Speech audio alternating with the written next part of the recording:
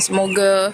Tapi api tu tinggi jugalah. Daripada tadi lagi teruk ni. Dia macam kalau ni macam ada satu pot, ada satu kalau nak cakap macam mana, mungkin ada satu tempat tu yang belum tu lagi, sebab nampak macam tadi kan dia macam terbakar besar macam tu. 30 meter tinggi. Nando, 30 meter tinggi api di awal mula jadi. Tinggi tu.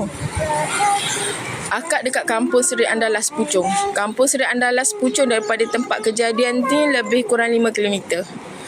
Kita dipisahkan dengan Sungai Kelang. Tapi dia punya bahan panas tu terasa sampai ke rumah akak.